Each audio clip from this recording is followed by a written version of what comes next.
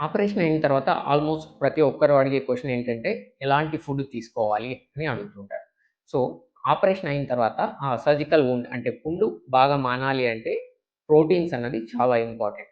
So, protein rich foods అంటే egg, chicken, fish ఇలాంటివి తీసుకోవాలి. ఒకవేళ నాన్ వెజ్ తినని వాళ్ళైతే పప్పులు, గింజలు, మొలకలు ఇలాంటివి తీసుకుంటే ప్రోటీన్ బాగా వస్తుంది.